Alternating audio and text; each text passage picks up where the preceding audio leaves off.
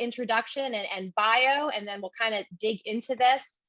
So besides being an author, Adam is the president of Sojourners magazine. And it's also not just a magazine, but it's a mobilizing organization. The mobilizing arm is called Sojo Action.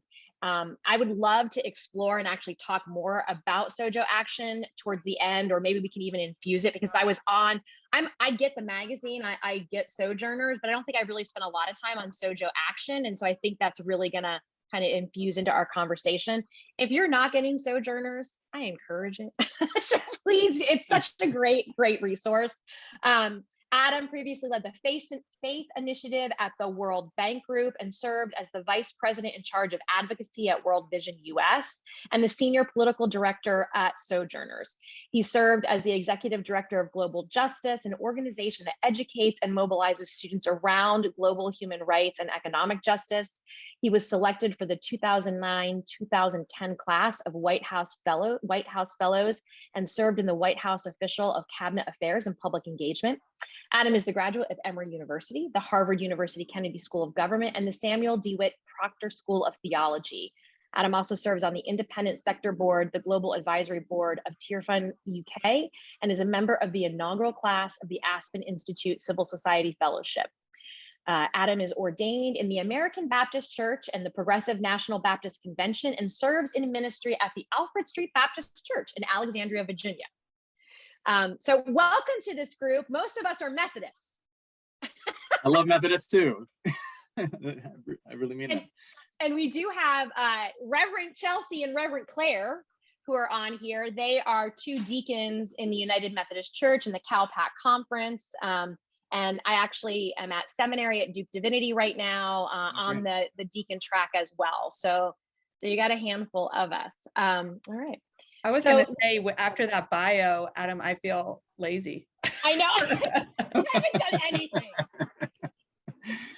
Hey, to God the glory. Yes. So I want to open it up because I think it might be helpful if you could provide some context on what led you to write this book, and how would you define the goal or the telos or aim of the book, and what's the audience that you were targeting? Maybe just give us some context.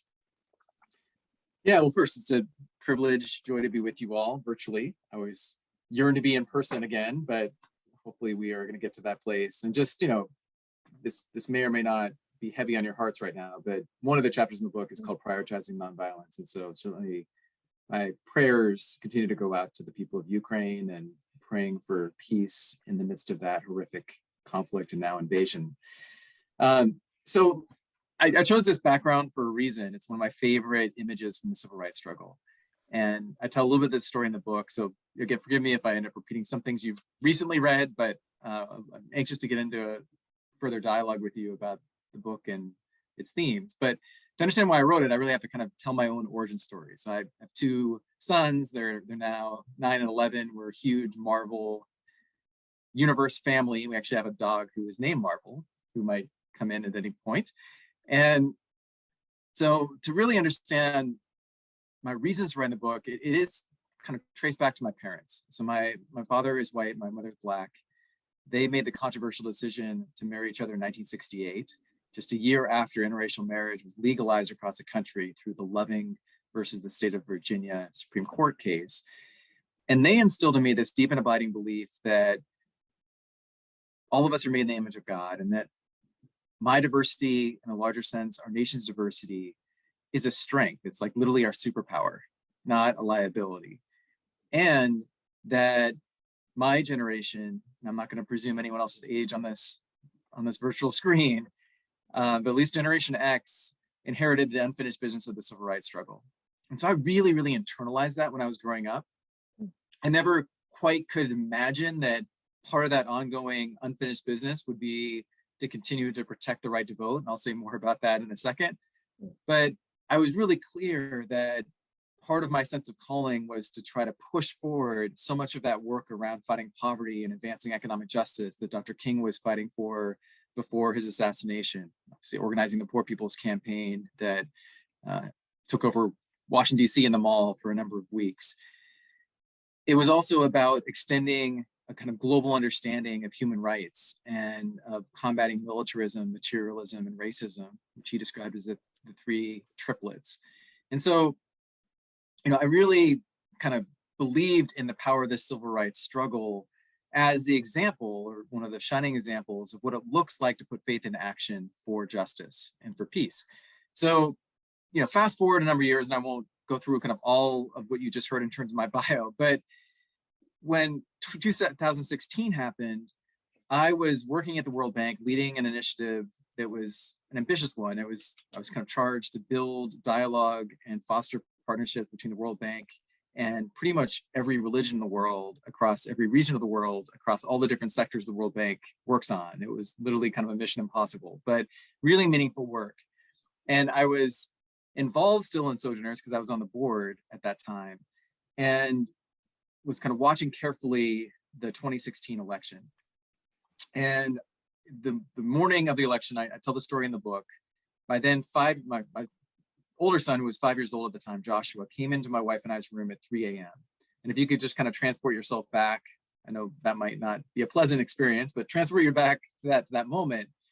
And he was distraught. And he was like, "Mommy and Daddy, I need to know who won the election." And we were kind of struggling with it ourselves. And we said, "Well, we think Mr. Trump won." And he said, "I don't understand how someone who has said and done such mean things could win." And then I'm rarely speechless, particularly as a preacher, but I didn't know what to say. I didn't know how to console him in that moment. And he saw a reaction. He was like, "Well, don't worry. It's okay, because you're going to make it okay." And I literally kind of felt the weight of the world on my shoulders in that moment. And what I realized is that I wasn't anguished because someone who is more politically conservative than I am won, or that a Republican won. I don't see myself as a strong partisan. I was anguished because someone won with a very dystopian and ahistorical narrative, i.e. Make America Great Again, that stoked a lot of the worst vices and idolatries in American culture and history, namely kind of stoking racism, xenophobia, and misogyny.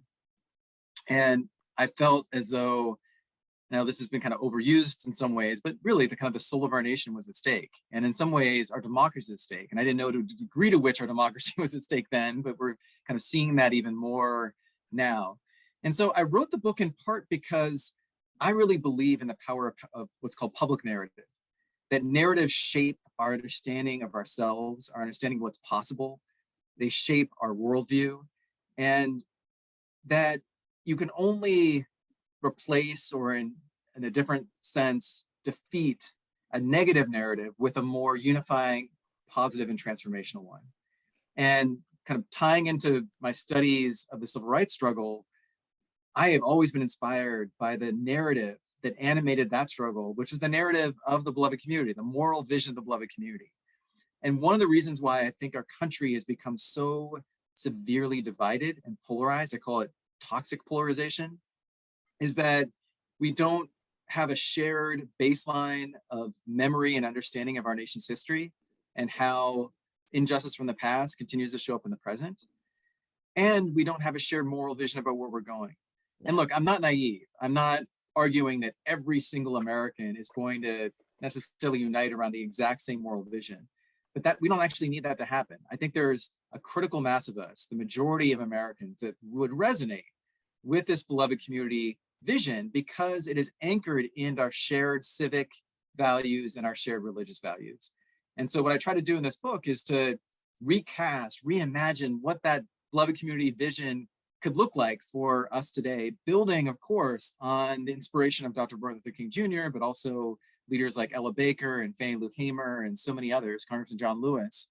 What I make the case for is that not only do we need to re-articulate that vision, but we also need to break it apart, if you will, into these various components that we can actually measure and that we can actually embrace. So just really quickly, my most succinct definition of what the beloved community is all about is building a community, building a nation in which neither punishment nor privilege is tied to race, to ethnicity, to gender, to sexuality, to ableness, to all those kind of core parts of our identity.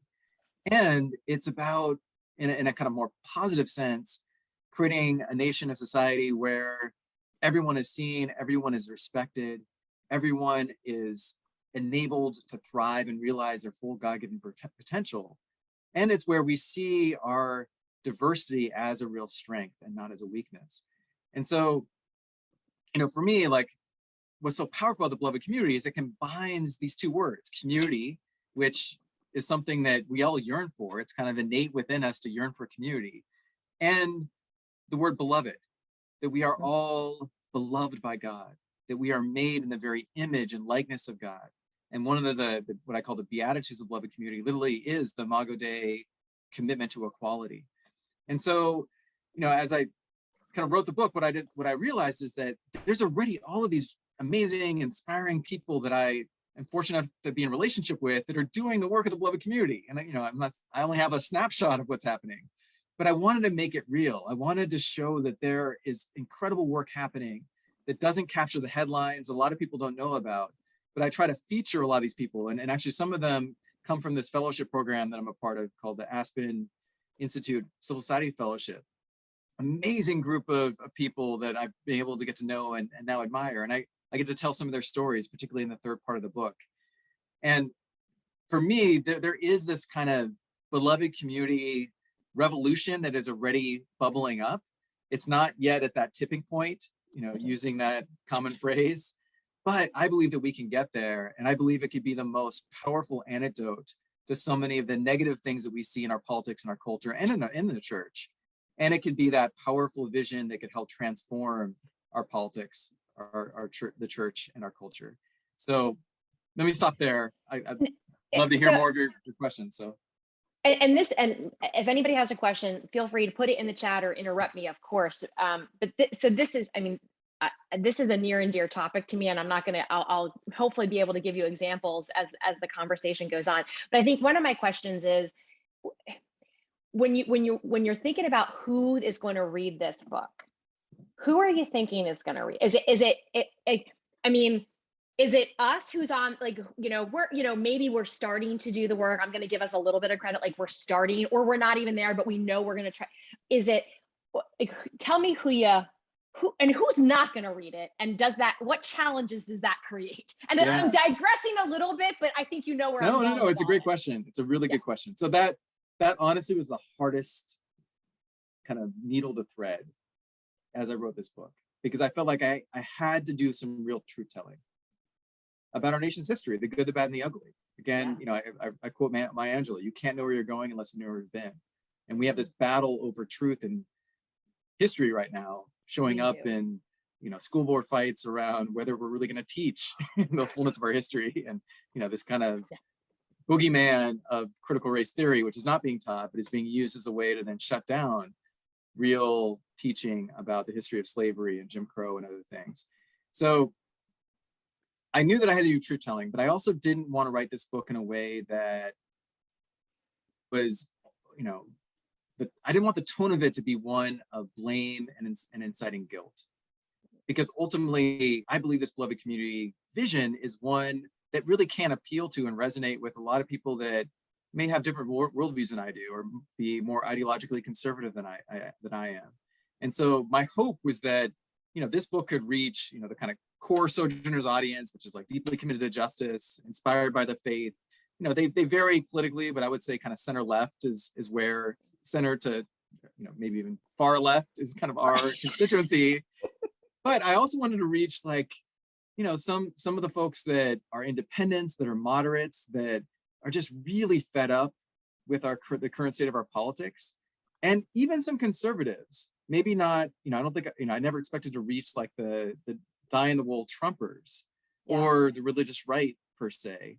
Yeah. But there's a lot of Christians that are theologically and socially conservative that are deeply concerned about the state of our country. And we're deeply concerned under Trump, to be honest. But many of them chose the path of being apolitical, to kind of step away from politics as their way of maybe coping with some of the craziness that we saw, but also out of a genuine desire not to exacerbate the divisions that already exist within their churches. And I understand, and there's a part of me that's empathetic to that approach. The danger, though, is that those very same pastors and church leaders have I would argue, the greatest ability to help shape and change the mindset of their congregations. And, they can't do that single-handedly, but they have such incredible influence. And of course, I believe that we follow a gospel that has profound political, economic, and social implications. That following Jesus really is and requires of us to be engaged in the work of justice, of righteousness, and of steadfast love. And so when you decide to kind of stand back, you are essentially giving license to the status quo, whether you like it or not. And so, part of what I'm trying to do with this book is maybe reach some of those folks to say, hey, you got to get off the sidelines, and here are some ways in which you can. And here is, a kind of scripturally based, values-based vision that I really think can help unify, many of our communities and many of our congregations.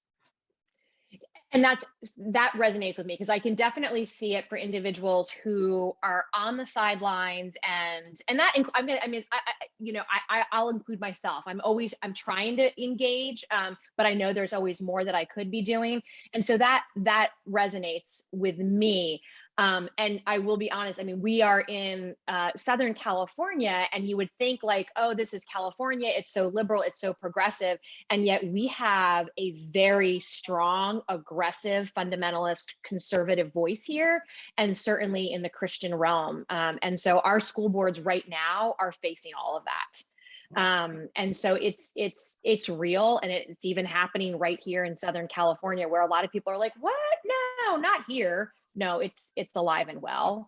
And so I just had a conversation with a friend the other day. I was like, what churches are these people going to, and what are their pastors saying? And I do wonder if even the pastors sometimes are afraid to be too outspoken, and does this resonate with them? I don't know if you've encountered any of that, but it was just a thought that I was, contemplating. Yeah, no, well, and one chapter that kind of might be helpful and informative in this part of the conversation is, I used to have all the chapters memorized, but in any case, it is a chapter that's focused on debunking the myths in America, right? I think it's chapter 5 or 6. Thank you, Dana. I appreciate that. So that chapter is based on a course that I teach at Pepperdine University. I don't get to go to Malibu, California, sadly, but I teach it here in DC. They have a campus here in DC where students do internships, and then I teach a class at night. And really amazing students, very bright. But I will admit, I am kind of flabbergasted about how little they know about some really key and fundamental parts of our history. Yeah. Most of them, and I kind of do a survey. I know it's not a scientific survey, but it's a more informal one. But right. Majority of them don't know much about the period of Reconstruction. They don't know really about the origins of the religious right movement. That it wasn't founded on opposition to abortion, but it was actually founded to protect Christian colleges from having to desegregate during the 1960s and 70s. They don't know much about the women's movement and struggle. So, and I'm not blaming them. I'm just saying there really is this kind of, I think, deep disconnect and failure within our education system to do just basic civic education. And I don't want to go on a tangent there, but where I wanted to focus on is that one of the books I teach from is called The Myths America Lives By Richard Hughes. And in that book, he unpacks just how powerful and how internalized these myths are that shape our understanding of kind of what America is and what it means. Right. So he talks about, and some of these will be familiar to you, but the myth that we are a chosen nation. This kind of ties into American exceptionalism. Certainly, was very strong among the Puritans, but also among many of the settlers of the United States. This right. myth that we're an innocent nation, that we can do no wrong, that we've been, again, kind of tied to this chosenness. A myth that we're a Christian nation. We weren't founded as a Christian nation. We were founded intentionally as a nation that respects the separation of church and state. And even when we were founded, there was a decent degree of religious pluralism. And so you combine all these myths together, and they've been used to prop up the doctrine of manifest destiny. They've been used to justify white supremacy. It's actually really fascinating because Richard Hughes wrote the first edition of the book and then got a lot of feedback, particularly from some of his Black colleagues who were like, you talk a lot about racism in the book, but you don't name white supremacy as probably the founding myth of our country. And so he wrote another edition to his Oh, credit and literally excellent. corrected it and said, look, this is really the primary myth, if you will. And I'm mentioning this because it's like these have become seeped into the kind of civic religion of America. And a lot of, I think, Christians, particularly on the right, really conflate what is this civic religion with a distorted understanding of their own faith or of the Bible itself. Yeah. And so, this isn't going to change overnight, but I think we really have to disconnect what this kind of distorted civic religion from our understanding of the Christian faith and what it means to be a follower of Jesus, which certainly means, in my estimation, not living underneath a flag or allowing a flag to kind of drive your faith and your politics. Right. And so anyway, I mean, that's just one important example of where I think we've got to raise greater sense of awareness about these things that are just kind of in the air we breathe as Americans that we can take for granted. I was going to say, they are in our DNA. I mean, mm-hmm. I truly believe that our body now processes that kind of, and so it's just, and we'll continue on.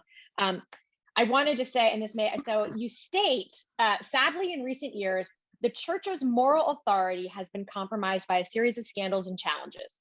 And then you also say, America is becoming less religious, but spiritually seems to be deepening and thriving.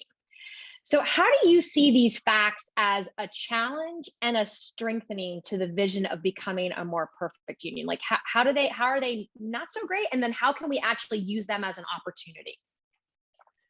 Yeah, so I mean, it pains me that at least one branch of the church in particular has, I would argue, kind of sold out to and been co-opted into the Republican Party, and then more recently into Trumpism, right? Yeah. Exactly. Yeah, no, it's exactly right. And so that process, I think, has really tainted the reputation of the church. And it is, also tied to perceptions, particularly among young people, that, the church, and when we talk about the church, I mean, this is particularly an evangelical challenge, although it also is impacting mainline churches and the Catholic Church as well. But that, the church is, and actually Barna did a study of this about 10 years ago, where the three most common adjectives among young people's attitude toward the church was that it was homophobic, it was hypocritical, and overly judgmental. Now, is that really what we want to be defined by or known as, right? Is that really what Jesus stood for? Of course not, right? Yeah. And so I think part of what has driven this exodus of young people out of the church is this sense of the church is not, it's being defined by what it's against rather than what it's for, and is not aligned with what they see as what it means to follow Jesus. Yeah. And so, while there's a real danger there, there's an opportunity, because many of them still are fairly religious in one sense. They're just not going to a church. Right. This kind of growing denomination, if you will, of spiritual but not religious. Many of them, when you actually talk to them, still feel a real connection to Jesus. But again, they've been really disillusioned by organized religion. And so there's a study that the Fetzer Institute did a couple of years ago, and I had the privilege of being on the advisory board for the study, and it was on spirituality in America. And what they found is that spirituality is actually growing stronger across the country, and that there's a high correlation between spirituality and positive, effective behavior and civic engagement. So in other words, the more spiritual you are, the more likely you are going to be engaged in service, of various types, the more likely you are to vote and be involved in a political campaign. Now, I didn't get into details about like what issues you're involved in, but I think that's actually some encouraging news, because, people that are spiritual or see themselves as spiritual find a sense of meaning and belonging by being engaged with others, by helping others, by trying to make change through their activism. And so that's a really positive part. And this is, something I believe in really strongly, and this is something we're trying to do at Sojourners. I really believe that, and there is some data to back this up, if the church was to become much more of that inclusive space that was deeply committed to justice, I believe that would be one of the most powerful forms of evangelism, to invite those, disaffected, disillusioned folks to come back into the church. And we're seeing that happen in some places, but I don't think there's enough good models for what that actually looks like in practice. And Sojourners is trying to offer resources and tools to help churches become that future. But to me, that is the hopeful side. And even if not everyone comes back to the church, but is still active in putting their spirituality or their faith into action for justice, that's certainly fine too. But anyway, that's where I see the greatest hope.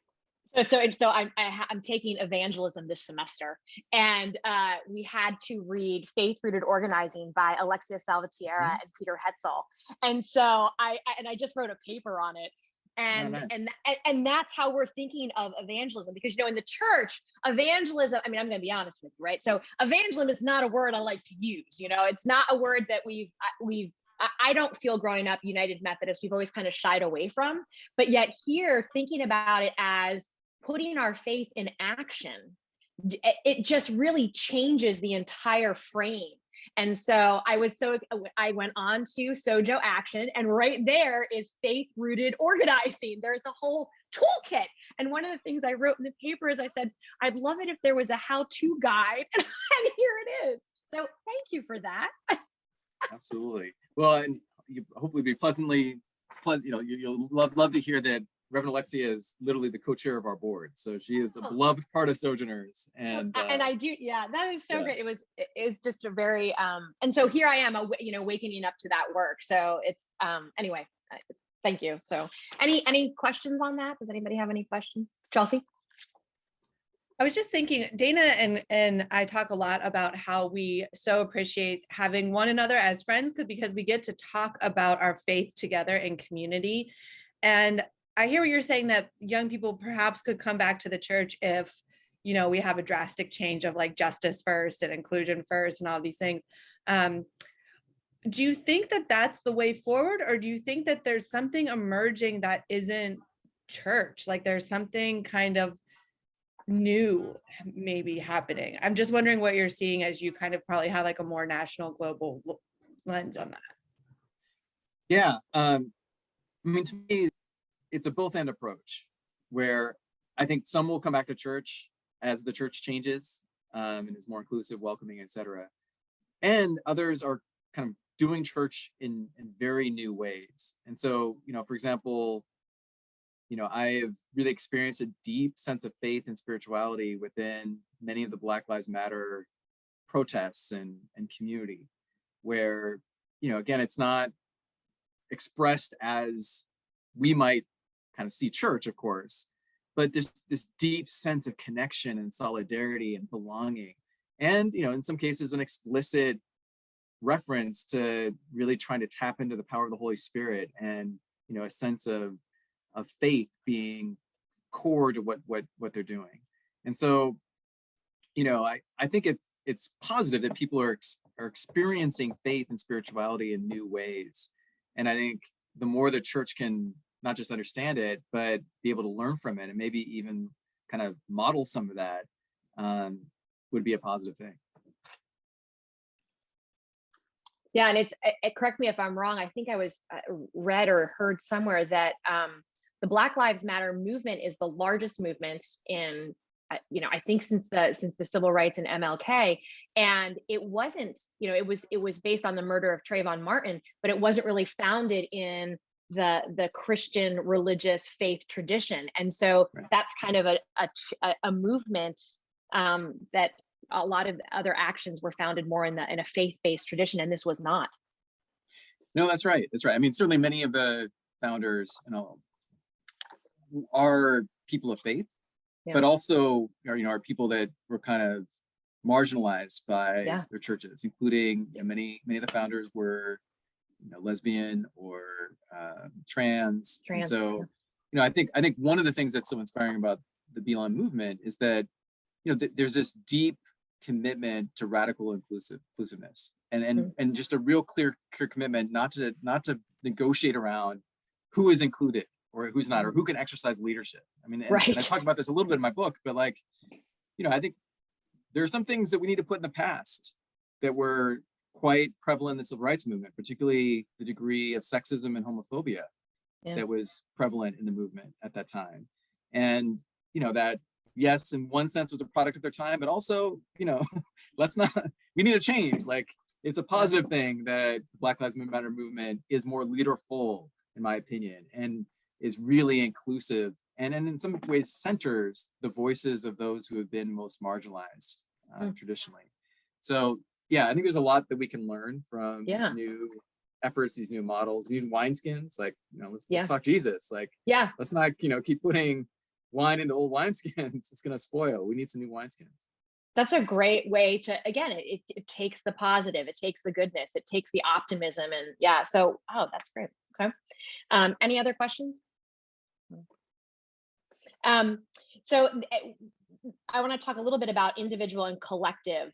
You write about moving from an individual to a collective understanding, and you call out, you quote, many churches that still focus on personal behavior rather than on social systems. And we already started talking a little bit about this. And again, growing up in a Methodist and predominantly white congregation, which is what I'm in now, I acknowledge that even while we have been called to help and support our neighbors, whether it's donating to the local food pantry or having a bake sale for the winter shelter, I do feel like the intent, or what was instilled in me, was that it was to build a personal relationship with God, not on what's happening in our society, which is, you know, how are we allowing, what's happening systemically that we're allowing people to go without food, that we're allowing people to not be housed. And this is really kind of the collective sin. So I wanted to talk a little bit more about that, and then maybe even getting into how we mobilize into the discomfort, because I think as privileged people, I'm a privileged person, I have to get uncomfortable and I have to vote and get active, and it's not voting in my favor, like in my benefit, to benefit me. It's voting to help others. Yeah, so, you know, one of the, I think, challenges, which again kind of comes back to some of that DNA of America, this kind of rugged individualism of America. Yeah, we have, you know, theologized that in some ways, where, you know, we really have this distorted lens through which we read scripture that often kind of focuses overly on the individual, you know, the personal relationship with Christ, for example, rather than, you know, emphasizing that personal relationship is always meant to then, or it then enlists us in God's kingdom reign purposes in the world of justice and peace and righteousness. Even the way that we so often interpret or translate the word righteousness, the word ascetic and ascetica, which is found hundreds of times in the Old Testament, we often kind of privatize it, that it's really about personal piety, when a better interpretation or better translation of righteousness is really about how things ought to be. It has a communal nature to it. And so when you reinterpret so many texts, thinking about righteousness as something that is communal rather than personal, it really changes the meaning, right? Yeah. So I think, you know, some of this is like, you know, the blinders we have because of cultural challenges. Some of it's the blinders we have because of theological challenges. But let's just use the racial awakening summer of 2022 after the horrific murder of George Floyd and others. Right. I don't refer to it as a reckoning because I don't think we've actually seen the kind of change in public policy that would be necessary for a reckoning to happen. I think it was a partial awakening, which is still important and beneficial. As you said, it was the largest mass protest our nation has seen since the civil rights struggle. What was disappointing and kind of proves the point I'm about to make is that among white evangelicals, their opinion about whether policing was a problem or there's kind of a systemic problem with policing didn't budge almost at all. And among white mainline Christians, it changed by about 15 to 20 points. And then a couple of, you know, about 6 months later, it basically went back to where it was before. And so the amount of awakening that happened was unfortunately somewhat shallow and superficial. Yeah. And I think it stems in part from our inability to see that, you know, in this example, the system of policing is being broken fundamentally. Mm-hmm. And being racially biased fundamentally, and that has to change. And then unfortunately, no amount of service or charity, as important as those things are for our faith, is going to change and transform that system of policing. It literally has to come down to laws being changed. Yes, the kind of hearts and minds of police officers are also important in that equation.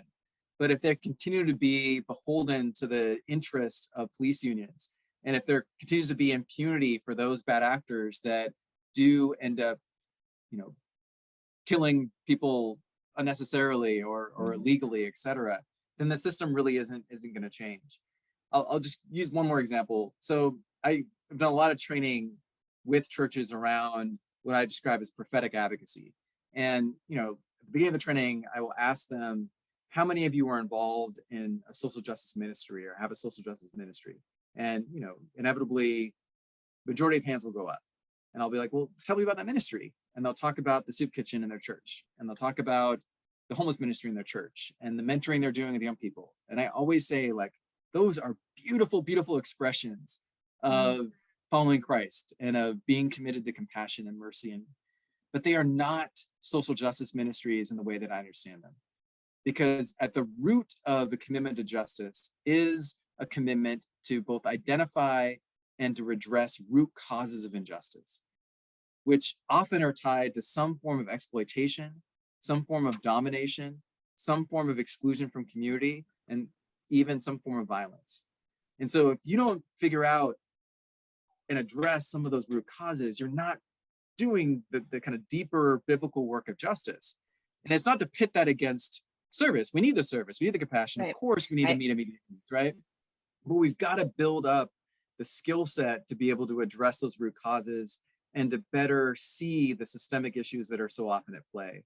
So, that's some of what I actually tried to do with my first book, Mobilizing Hope, which came out about 10 years ago.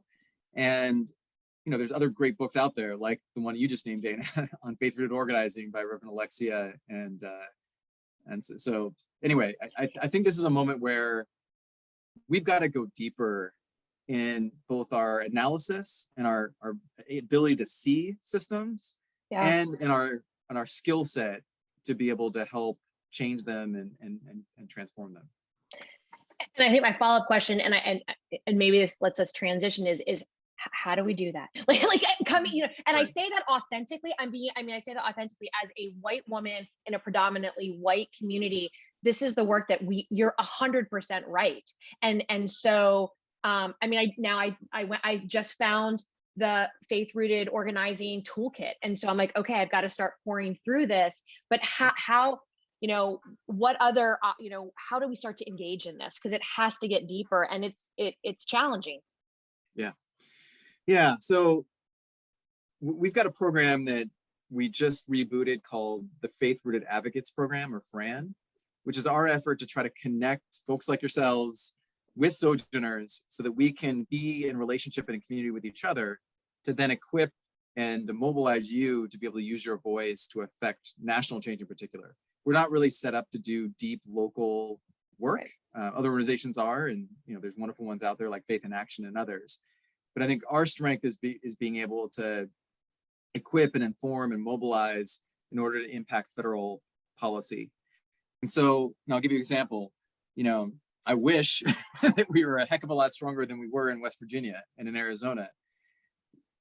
Not to say that would have completely made the difference, but I really do believe, had Senator Sinema and Senator Manchin been under a lot more pressure than they were, and we tried, certainly, and they were under a lot, but if that pressure had been much earlier, much stronger, we would have seen a different outcome with the voting rights, with the John Lewis Voting Advancement Act and the Freedom to Vote Act, both of which failed because of the lack of political courage and political imagination of two senators. And it was a really crushing temporary defeat. But I've been reminding myself that back in the 1960s, the civil rights leaders were told time and time again that a voting rights bill was impossible, that it was dead in the water. And even by Lyndon Johnson, when King went to, I don't know if you've seen the movie Selma, but it really captures that moment well. It's like, I've cast all my political chits, and King's like, okay, goes and organizes in Selma and creates the political will, if you will, that ultimately got the Voting Rights Act passed in 1965. I think we're in a similar kind of moment right now, where we've got to do that local work. And part of what you can do, and I know this isn't always comfortable, but we have to even do the work of convincing people in your churches that the last election wasn't stolen, the big lie is a lie, and that it is a poison within our democracy, and that these efforts to try to restrict the vote are not just a partisan issue, they're really a faith issue. Yep. And I'm kind of really exasperated by the ways in which the big lie has actually gotten a heck of a lot worse since the January 6th insurrection. I mean, that seems crazy to me. And yet it shows that, unfortunately, a lot of these things are very deep-seated. And I think a lot of people are in their own echo chambers. And a lot of people are not hearing their pastor, not to put all the pressure on the pastor, but they do have a responsibility in this, to say to their congregation very clearly, look, I am not here to be a partisan. I'm not here to convince you to vote one way or the other. But we have to be truth tellers. Jesus said the truth will set us free. And it is clear that this last election was not stolen. And these efforts to try to make it more difficult to vote, you can quibble with some of the policy details, but this overall thrust is not in line with our faith values. Yeah. And I have not seen nearly enough, or we have not seen nearly enough courage by pastors to communicate that kind of message. I don't think it's too late. There's still opportunity to do so, but we need a lot more of that. And we've got a campaign that you can learn more about if you just type in turnoutsunday.com. It's a collaboration between Sojourners and the Skinner Leadership Institute. And we took a campaign that was called Lawyers and Collars Turnout Sunday from this last election, realized in light of the big lie, in light of these 400 plus bills that have been proposed around the country to make it more difficult to vote, that we had to expand this campaign. So our new kind of umbrella campaign is called Face United to Save Democracy. And we are literally mobilizing a multi-faith, multi-generational, multiracial campaign to save our democracy. And it's particularly active in kind of 10 battleground states. But the tools that we've developed, there's a whole toolkit you can download, literally can be applied to any state in the country, including California and elsewhere. Yeah, and I think for a lot of Californians, I shouldn't say that. I don't want to make it. I think sometimes in my mind, I think, oh, I live in California. We have, a Democrat, we're governor. We've got Democrats in our house, in our legislator control. So how can I help in what do I need to worry about other states for? But I do. I have to be out there advocating and supporting other states where the work has to get done. And it's being able to secure that message. I had a conversation 3 days ago with a white woman, Christian woman. She does not go to our church, who literally said, there is no racism in this country and we do not need anything named social justice. It's not even relevant. And she goes to a church in our community. And I was like, what? It was just, so the lie that, and she says she has all the facts. She has all the facts. And I have only opinions. That's what she said to me. You only have opinions. Well, I only have opinions. It was great. I was like, oh, this is awesome. I'm going to leave. Right. I'm moving away. Well, I mentioned this. There's at least, I think, 2 gaps that we have to close. One is called the narrative gap, and the other is a relational gap. So we've talked a little bit about the narrative gap, where people are kind of getting information within their own ecosystem or their own bubble. Yes. It's often just reaffirming their existing worldview. Mm-hmm. So that's a huge problem. I still think the church can play a key role in disrupting that. And but the other is a relational gap. Mm. There was a survey, and I quote this in the book, called the American Values Survey, and they asked Americans across the country to explain who is in their close social circle. And 70% of white Americans did not have a single person of color in their close social circle. So these are people that could be a neighbor, a coworker, could be someone they're friends with in their school, but basically someone they trust, right? Not a single one. Yeah. And so if we are that relationally separated, segregated, it doesn't surprise me that you can have people that just don't understand why my Black wife and I have to have a conversation with our sons very soon about how to respond if they ever are pulled over or have an interaction with a police officer. Not because all police officers are bad, but because of the systemic racism that is unfortunately still tied into policing in America, let alone lots of other examples I could point to. And so, again, there's no quick fixes for these, but I actually think that over time we can fix it. We can change it. We can get people to build more relationships outside their comfort zone. And hearing and knowing the story of someone is humanizing. It helps you see their divinity, right? Yes, And amen. that's exactly what we need. I'll just share, I talk about this in the book too, but I've been deeply influenced by my time and experiences in South Africa. And I've learned a lot about this African philosophy called Ubuntu, which I like to describe as the golden rule on steroids. Yeah. And Ubuntu literally can be kind of, Desmond Tutu, who, sadly left us this year, describes it as I am because we are. But I learned a lot of Zulu when I was studying there in 1997. I've forgotten most of it, but the greeting in Zulu, or for like, how are you, essentially, is called Sawubona. And then the response is Siyakhona. And what it really means is, my brother or my sister, I see you. And then the response is, I am seen. And it's based on this understanding, this belief that I cannot be who I'm meant to be. I cannot be fully seen until you see me. You see my humanity, you see my divinity. And I think we need so much more of that, right? Yeah. And one of the commitments that I think would be so revolutionary in our politics right now, and I know this is hard, it's hard for me, but we have to take Jesus seriously, and the commitment to love our enemies, right? Yeah.